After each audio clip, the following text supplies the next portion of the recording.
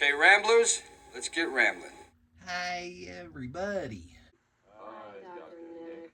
It is Some Dumb Guy, and welcome to episode 72 of SumDumWatch, my weekly series chronicling what I watch from my physical media home library, where we celebrate the viewing of our beautiful collections, as well as documenting the theatrical viewings I attend.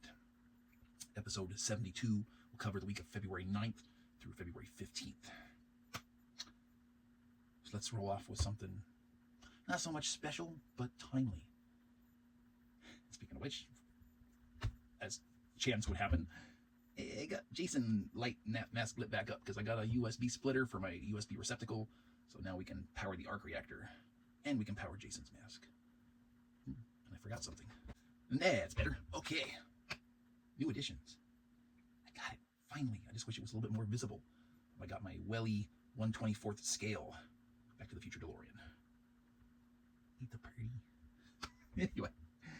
Timely. Why? Because we had a Friday the 13th this week, and I chose to indulge with Part 7, The New Blood, as I like to call Jason's walking adventure, for reasons I might get into someday. I'd really like to do a dedicated one of this, because while fun, not nearly great, I think this film's claim to fame in the franchise is one of the best physical designs for the character of Jason Voorhees. This was, interestingly, my introduction to the Friday the 13th franchise. I saw this, I believe, like Thanksgiving weekend maybe in 1988, because I believe it came out in 87, and it would have been, I think, a VHS rental. Part 8 was the first one I saw in the theater, like the next year, or the year after. I think it was 89, right? Yeah, this came out in 88, so... yeah. Walking into this was interesting, because you only had the narrated recap, if you want to call it a recap, to walk you into a part 7 of a franchise that I don't think I'd ever even heard of before watching it. I think I was, if it was 88, if I saw it in 88, I would have been 11 years old. So, yeah, not great, but good fun. We're going to flip things up a little bit, go random, because I have a theatrical viewing for this week, and it's probably something none of you ever heard of, because this was a one-time only show, and as far as I know, received absolutely zero marketing whatsoever. I just happened to discover it or run into it either through an email, or I was on the Cinemark movie app just looking to see what was playing. Caught it a couple weeks early for a pre-order as far as ticket sales go. And I said, okay, why not? Sounded intriguing. This was Wednesday evening at 7 p.m., the 11th, which would have been Wednesday. If we can focus on that just a little bit. There we go. Gale, Yellow Brick Road. This, for those who have seen it, has a lot of passing similarities to A Return to Oz, the Fairuza Balk sequel, non-sequel to The Wizard of Oz that Disney made instead of MGM. You can't have one studio make a sequel to another movie. No, you can't. You can't. It's late. It's like almost midnight. You can't have one studio make a sequel to another studio's movie. But Disney paid a royalty to MGM to utilize the ruby red slippers, which were never part of the original Wizard of Oz story, but MGM plugged those in because of the color issues, because that was a really big part of their marketing push on that film. But why is it not a sequel, aside from being a different studio? Is that it takes place 6 months later, and Dorothy is now 6 years younger. Yeah, you don't go from a 16-year-old girl to a 10-year-old and say, yeah, 6 months later, yay. Anyway, Gale, it's not a good movie. Doing a little homework on it, it seems to be either a remake of, or taking the existing footage of and expanding it, a 28-minute short film from 2023 with the same main cast, writer-director, turned feature film. So they either took that 28-minute short film and brought the cast back together and filmed more and expanded on it, or they said, okay, we're going to set this aside, now we're going to redo it and do it in a feature film length. Don't really know. There's not a whole lot out there. It is a Wizard of Oz sequel about Dorothy's granddaughter. It doesn't work on a narrative level because Dorothy, in her teen years, was either in the late 1800s or early 1900s. She's still alive in this current time. Dorothy's daughter, the main character's mother, was born in 1975. Now, that'd be some damn good genes if Dorothy is still procreating in 1975. I just say it. But ultimately, this is a psychological horror film more than it is an actual Wizard of Oz fantasy film. It's dark. It's not particularly entertaining. It's not very immersive, and it has very, very, very little to do in Oz. And there might be only like one brief scene I think that really visually speaking, could take place there. It maybe last 10 minutes in the film. The rest of it that might take place in Oz could either be a psychological thing, but it's designed to mirror our world, so, whoop-de-freaky-do.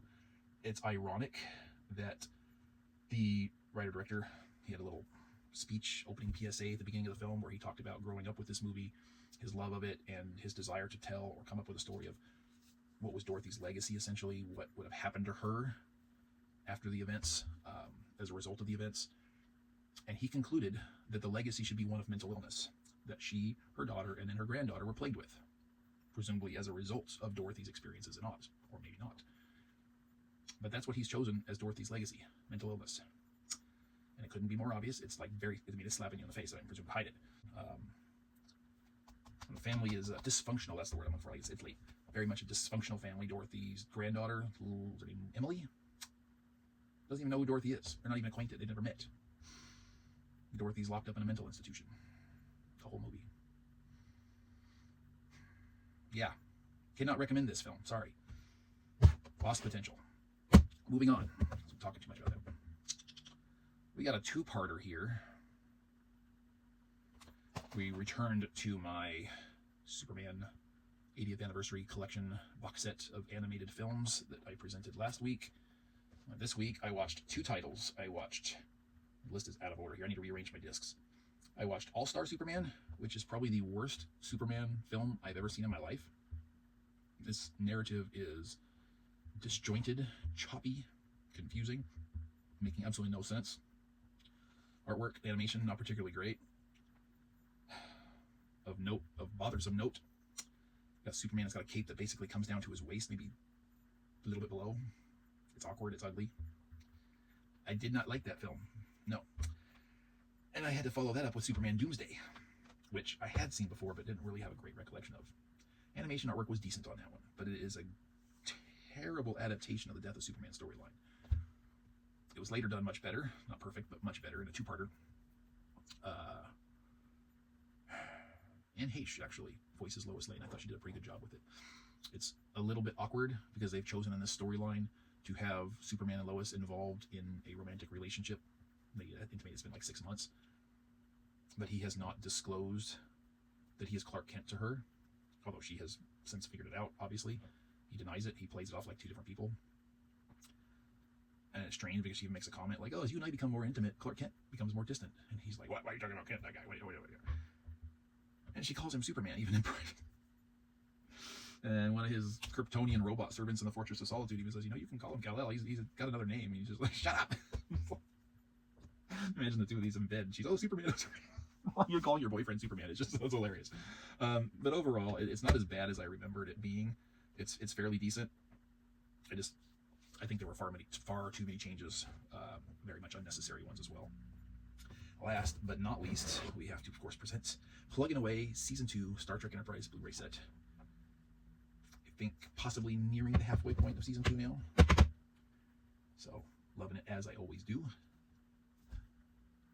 Got probably, hopefully, an upcoming episode of SumDumb RV Living.